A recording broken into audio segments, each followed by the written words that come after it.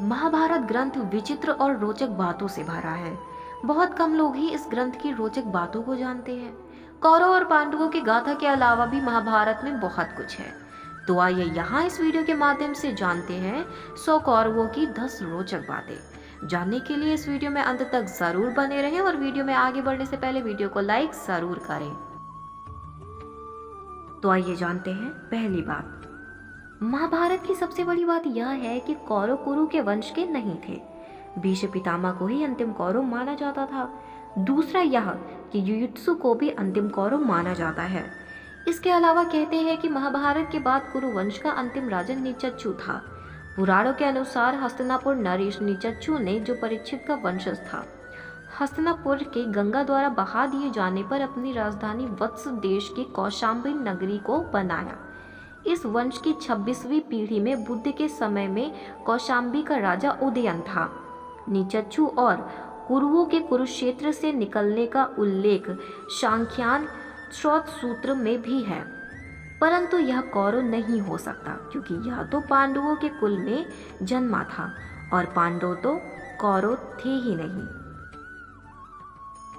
तो अब आइए जानते हैं दूसरी बात। दुर्योधन सहित सभी कौरव धृतराष्ट्र के पुत्र नहीं थे।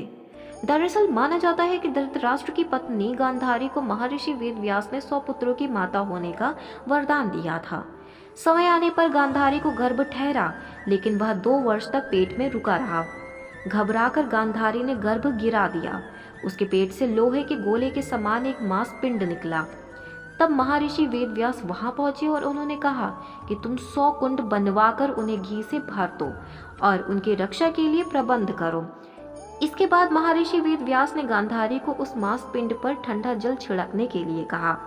जल छिड़कते ही उस मांसपिंड के 101 टुकड़े हो गए।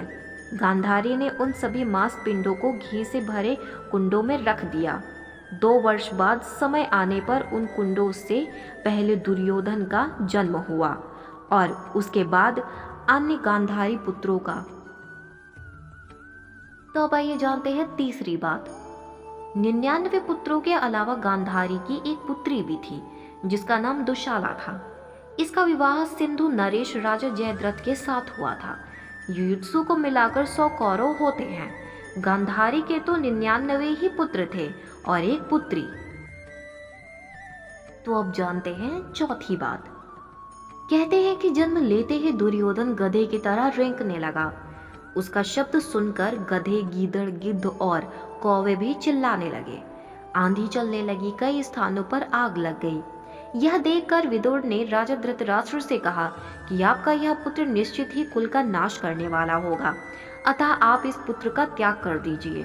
लेकिन पुत्र स्नेह के कारण धृतराष्ट्र ऐसा नहीं कर पाए।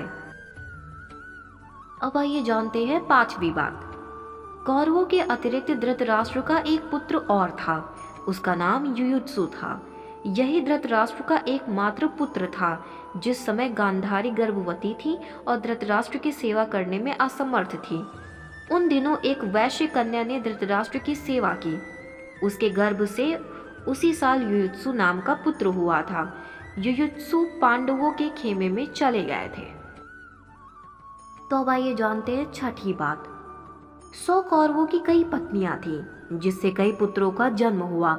सभी के पति और पुत्र मारे गए थे। तो अब आइए जानते हैं 7वीं बात। इसमें हम जानेंगे 100 कौरवों के नाम। 1 दुर्योधन, 2 दुशासन, 3 दुस्साह, 4 दुशल, 5 जलसंध, 6 सम, 7 सह, 8 विंद, 9 अनुविंद, 10 दुर्धर्ष, 11 सुबाहु, 12 दुष्प्रदर्शन, 13 दुष्मुड़, 14 दुष्मुर्ग, 15 दुष्कर्ण, 16 विकर्ण, 17 शल, 18 सातवन, 19 सुलोचन, 20 चित्र, 21 उपचित्र, 22 चित्राज, 23 चारुचित्र, 24 शरासन, 25 दुर्मट, 26 दुर्विगाह, 27 विवित्सु, 28 विकटानंदन, 29 उड़नाभ, 30 सुनाग,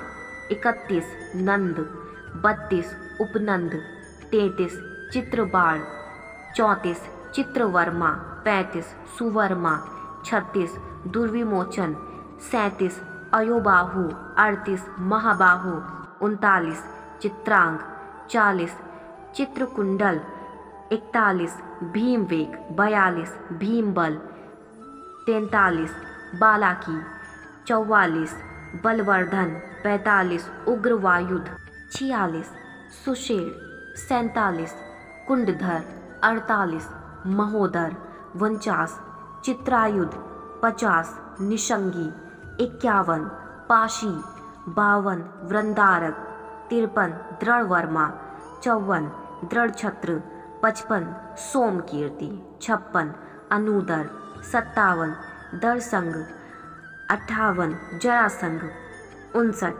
सत्यसंग, 60 सत्सुवाग, 61 उग्रशर्वा, 62 उग्रसेन, 63 सेनानी, 64 दुष्पराजय, 65 अपराजित, 66 कुंडशाई, 67 विशालाच, 68 दुराधार, 69 दृढ़हस्त, 70 सुहस्त, 71 वातवेग, 72 सुवज्र, 73 आदिकेतु, 74 बाहशी, 75 नागदत्त, 76 उग्रशाही, 77 कवची, 78 क्रथन, 79 कुंडी, 80 भीम विक्र, 81 धनुर्धर, 82 वीरबाहु, 83 अलोलुप, 84 अभय, 85 दृढ़कर्मा, 86 दृढ़थाश्रय, 87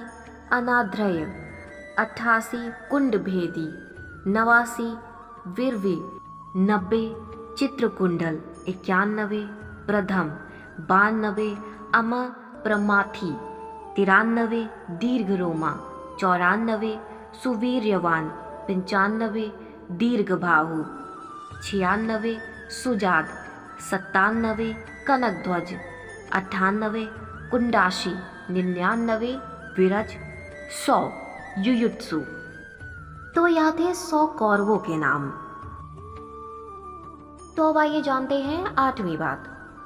माना जाता है कि महाभारत युद्ध में एकमात्र जीवित बचा कौरव युयुत्सु था। यह धृतराष्ट्र का पुत्र था। तो अब आइए जानते हैं 9वीं बात। पुराणों के अनुसार ब्रह्मा जी से अत्रि, अत्रि से चंद्रमा, चंद्रमा से बुध और बुध से इलानंदन पुरुरवा का जन्म हुआ। पुरुरवा से आयु, आयु से राजा नहुस और नहुस से ययाति उत्पन्न हुए। ययाति से पुरु हुए। पुरु के वंश में भरत और भरत के कुल में राजा कुरु हुए। कुरु के वंश में शांतनु का जन्म हुआ। कुरु से वंशजों को कौरव कहा जाता है। महाराजा शांतनु की पत्नी का नाम गंगा, दूसरी का नाम सत्यवती था। शांतनु को सत्यवती से 2 पुत्र मिले, चित्रांगद और विचित्रवीर। चित्रांगद युद्ध में मारा गया, जबकि विचित्रवीर का विवाह भीष्म ने काशीराज की पुत्री अंबिका और अंबालिका से कर दिया। लेकिन विचित्रवीर को कोई संतान नहीं हो रही थी। तब चिंतित सत्यवती ने कुंवारी अवस्था में पराशर मुनि से उत्पन्न अपने पुत्र वेद व्यास को बुलाया और उन्हें यह जिम्मेदारी सौंपी कि अंबिका और अंबालिका को कोई पुत्र मिले। अंबिका से धृतराष्ट्र और अंबालिका से पांडु का जन्म हुआ, जबकि एक दासी से विदुर का। इस तरह देखा जाए तो पराशर मुनि का वंश चला। पांडु की पत्नी कुंती के पुत्र युधिष्ठिर के जन्म का समाचार मिलने के बाद धृतराष्ट्र की पत्नी गांधारी के मन में भी पुत्रवती होने की इच्छा जागृत हुई। लेकिन धृतराष्ट्र के लाख प्रयासों के बावजूद कोई पुत्र जन्म नहीं ले पा रहा था। तब एक बार फिर से वेद व्यास को बुलाया गया और वेद व्यास की कृपा से गांधारी ने गर्भ धारण किया। तो अब आइए जानते हैं 10वीं यानी कि आखिरी बात। कहते हैं कि दुर्योधन कलयुग का अंश था, तो उसके 100 भाई पुलसत्य वंश के राक्षस के अंश से थे। वायु पुराण में राक्षसों को पुल्लह, पुलसत्य, कश्यप एवं अगस्त्य ऋषि की संतान माना गया है। तो यह थे 100 कौरवों के नाम तथा इनसे जुड़ी 10 रोचक बातें। अब यह वीडियो यहीं समाप्त होती है। उम्मीद है आप सभी को यह वीडियो पसंद आई होगी। वैसे अगर हमारी वीडियो से जुड़े आपके कुछ सवाल हैं तो आप हमें नीचे दिए गए कमेंट बॉक्स से बताएं। हम आप तक सही जानकारी पहुंचाने का प्रयास करते रहेंगे। वीडियो को लाइक और शेयर ज़रूर करें और ऐसी ही वीडियोस के लिए हमारे चैनल को ज़रूर सब्सक्राइब करें। अब मिलते हैं किसी नई जानकारी के साथ, तब तक के लिए राधे राधे।